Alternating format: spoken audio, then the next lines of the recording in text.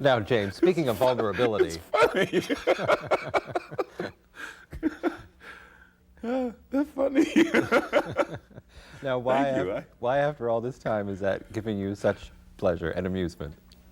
It's folks, a welfare mother and a garbage man who would accept those as heroes in the American screen. Thank you. I don't know. Oh, you're welcome. Thank you. You gave it to us, you and Diane Carroll. I told her that Diane Carroll was very generous about you as a man, an actor, a friend, that she was very generous and very sentimental and emotional about a great actress named Diana Sands, whom both of you knew and had worked with. And also, Claudine. You know, that was Diane Carroll's Academy Award nomination, the way The Great White Hope was your Academy Award nomination. And I thought the two of you were wonderful in that film. That's why it's there. And I'm glad it gives you pleasure. It does. The only movie I've ever made that halfway worked, really. It's funny. You know. Why only halfway, James? Well, now? you know, I think halfway was partly because it was funny. Comedy is much easier to swallow, and I think that's something that American writers have to acknowledge and start writing more comedy with points to them. You know, the French, the English went way out that way. Satire, farce. And, I think we should, while that's in vogue, while the tragedies of American life is so difficult to deal with, we should take advantage of the fact that comedies do work. Then you have to stop saying about yourself that I have a poor sense of humor and I'm a better straight man. Maybe you'll get more. No, comedy, I'll James. keep saying that, but that's the reality. But at least I will end my work with that reality in mind. Is that why Clifford Mason won't let you do Sister Sadie? Mm-hmm. Want to tell us about Sister Sadie and the Sons of Sam? Me doing not me doing a woman, because I think Dustin and other people have made that, you know, very easy for a man to do a woman's role. Oh, but you want to do Sister Sadie as a grand guignol character. You want to there isn't a black actress who would take the role on because you said she is a certain kind of character, and nobody wants to play anybody that. She's a ghetto mother, unlike Claudine, that does not do credit to her race. And it can only be done as grotesquerie. Now, you've been talking about Sister Sadie for a long time. Yeah. Is it any closer now, James, than it was 10 years ago? No, Cliff Mason still laughs when I suggest it. And Cliff has some other wonderful plays that I should do before I mess around with that. But it's not just a fantasy. I think every actor should learn how to cross those boundaries of race and sex and culture and learn how to evoke other human beings. When we talk about other actors, and you were mentioning George C. Scott earlier, you may correct me because I'm making mistakes in front of you, but that's a good reason to have you here. We can have them corrected publicly. But you were approached right at the beginning to do Roots, and you said something like, I've worked 25 years to establish a salary level, and I'm not working on that financial level. But when Roots 2, The Next Generation, came along, you were there. You were giving us Alex Haley at a point in his life. Yeah, and a point in my life when I could afford to do it. Oh, that was part of it too, then? Mm-hmm. Yeah, your questions. Well, the question was, you working with Marlon Brando, because you have acted with Brando, you have acted with Robert Duvall. When you were working on The Greatest. Well, oh, well, you didn't have scenes together, that's true. That's true. That's you were something just. that's often hard to explain. It is, because people think that actors who are in the same movie Yeah. know each other and it was all one big happy family, but you can do your scenes, leave, and the next guy arrives and you never meet. And I'm sorry, because he's one of my favorite people. You see, you've done it again. What I was building up toward, which I seem to be doing with you on every question, is when another actor has worked with Robert Duvall and Brando, and actors say, well, I really like Duvall, I like Brando. Was Brando generous with you when you were working on those Root scenes? In the scenes? Yeah. Hell no. No, Brando is incapable of anything on that level, generosity or selfishness even. He's totally committed. You walk on a set with Brando and you get your stuff together because he's already locked into a total experience. I walk into the set And there's this American Nazi, Rockwell, that he was playing. He had got a spray can of deodorant. Now, I don't know where it came from, and I'm sure he didn't exactly plan it, but this black man, Alex Haley, played by me, walks in, and he sprays this Lysol. Well, so I said, okay, out comes my handkerchief, my gas mask. Only way I could not counter it, not upstage but meet what he was doing. And that's the way it is with working with him, off stage, off camera, sitting in those nice leather chairs, canvas chairs. He was generous in that he related to me as a person, not as another actor, but as a person. We talked about what we like to eat. And we both should have been boycotting food, but we talked about what we like to eat. That was a real thing we could talk about. It was like confession, too. And also where we like to hang out when we're not working. Yeah, that's all we talked about. Now, were you discussing hanging out at the farm or in the house? I was, somewhere in Northern California.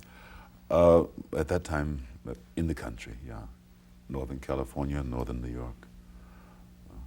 You know why I ask that? Because people always, I say this as a civilian, people want to know about the exchange. I mean, whether one is watching you on a stage with Christopher Plummer being your Iago, or watching you with your two principals and Master Harold, the member of the audience wants to believe that people up there are sharing and exchanging a degree of intimacy and trust that is unique to being an actor that they can't get in real life. I think that's what I meant. And one would prefer to believe that James Earl Jones and Marlon Brando looked into each other's eyes and gave each other everything they needed. I think there's back and more forth happening between you and me right now, interviewer, interviewee, than usually happens. Just simple eye contact, simple listening, than usually happens on the set. Because, mind you, this camera would be right smack up here. I'd be secondary on a movie set. And that's one of the hardest things I have found to cope with. That I don't have you available to me as I would now, as we do now. I mean, doing a movie, we'd be much more blocked from each other. Well, aren't you glad they don't do master shots on television?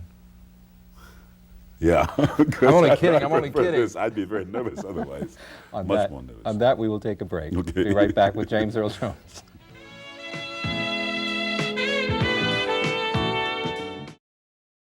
James Earl Jones is with us. We have been talking around, well, I've been bringing up a lot of things.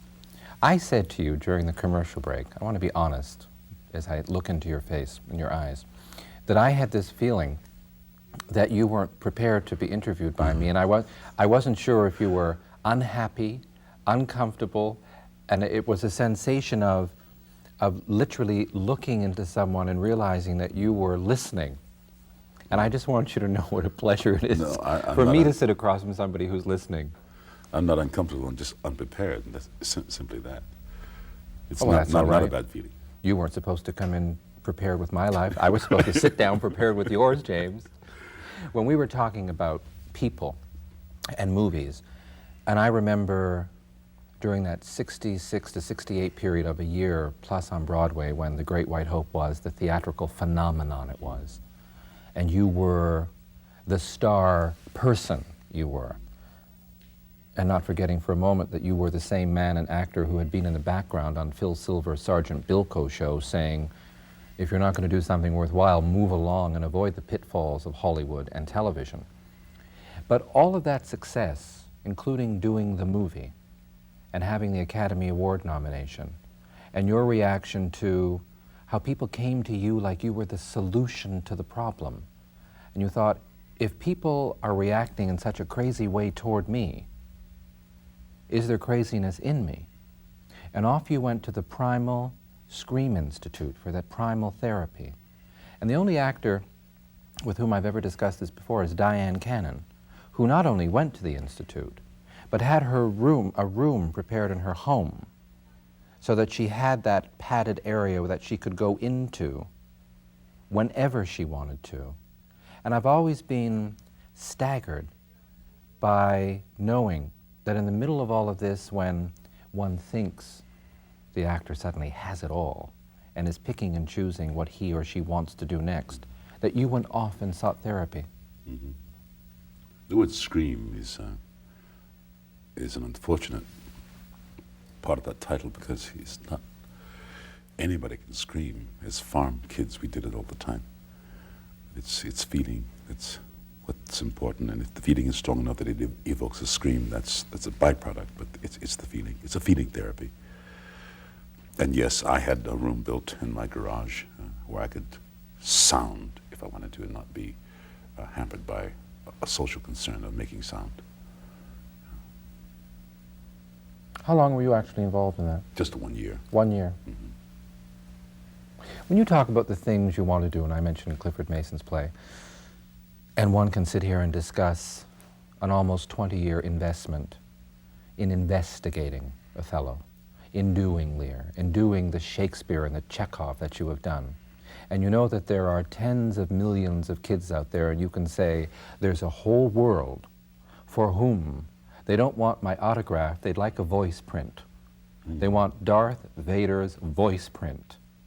And am I correct in believing that you came into all of that Star Wars phenomenon too late to be sharing points with everybody? Oh, yes. How are you the only one not getting points? Or else I would have been driven here by my own limousine and so on and so forth. I was brought in as a day worker.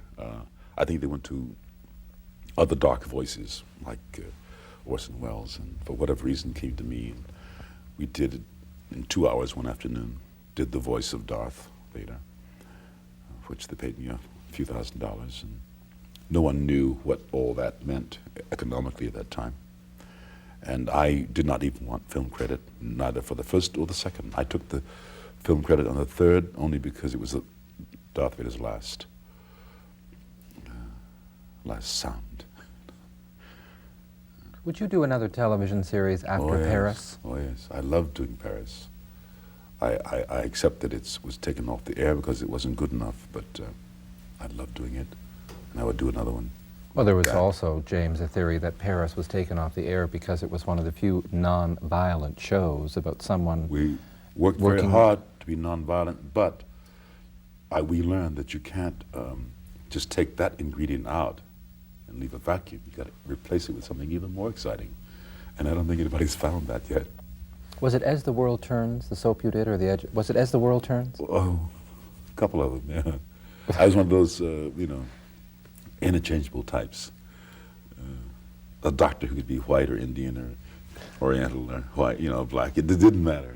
In those days, in the 50s, when studios began to realize they had to put more representative faces in their stories on screens. I got one of those jobs, and I honored it. It was a good way to learn, work in front of camera. I like your comment because you sit in front of the television and you see Orson Welles or James Garner, and you say, I'd like one of those commercials. I'll hold up the camera and say, I want you to buy this because I really love this. I mean... Well, I tell you, because my son is so fascinated by commercials at the age of 9 months, I think I'll avoid being on camera for a while. I'll just do the voice. He'll look up and wonder where I am. But I don't want him to get locked into the idea that I'm selling things yet. He says, Papa, I like for him to receive the income from it, but not be bothered, not be neither him nor the audience overwhelmed by the same face coming on every half hour and selling, even something you like. Not yet. I'll do that before I retire, I think. Were you disappointed in the film version of The Great White Hope? Yeah. Or was it, why? Do you know why now? Is it far enough? I'm still studying it. What's confusing is I watch it on television and it almost works in a way that it did not work in cinema. And I don't know enough about those media to know why. But it did not work as a movie at first. Partly because it wasn't cinema. I think Marty Ritt is much better at dealing with a smaller scope, something he can really handle and mold like God himself. And that scope was, first of all, it was as stage, it almost consumed its cinematic potential on the stage. Sound, sight. It did all those things that movies, spectacular movies, should do. It did all that on stage. So what then was to put on screen? We didn't know. We still don't know. We decided to eliminate a lot of the, unfortunately, a lot of the poetic aspects of it. A lot of the theatrically poetic aspects. The Black Mistress, for instance, was almost supernatural character. The man who became a street agitator in the movie was a witch doctor, as Tony Fargas created him on the stage. Camera in those days didn't know how to capture those dramatic elements. So we went for a very simple line of the love story, and the idea of a love story between a black and a white person can be maybe momentarily interesting, but after all, there's nothing about skin that means anything. So that line, that joke, gets very, very old, very fast. All right, on that we will take another break. Okay. Be right back with James Earl Jones. James Earl Jones is with us. Among the things that have been a part of your life and your career are your involvement in the Martin Luther King documentary drama, the Malcolm X as narration, and also there are these announcements, and every once in a while one hears a story that Richard Pryor will star as Malcolm X, or some ambitious project is announced. Why have you never been involved in any of those announcements? Oh, always was very close. I know. I've outgrown them now. Really? Yeah. I mean, I've outgrown the character of Malcolm, that I could create him from a young man to time he died. But I'm happy to hear that there's still a need to do them. And I hope Richard does do Malcolm and Charlie Parker. We were talking before about doing historical characters. It's very difficult, and especially in my time, in the 60s and 70s. People have a hard time accepting a version of history that they don't know, or that is different from what they know, or isn't as complete as what they know. And we have forgotten, as a free society, you have to let the artist do his vision. And it's never allowed. If it's allowed, it's always clambered on with all kinds of criticism. It happened with Holocaust, it happened with the Martin Luther King Project, the miniseries about Martin. It happened with my Paul Robeson. It happens with everything. Especially when you try to engage some of the realities. You can't do them all, but when you try to engage some, then you're in trouble.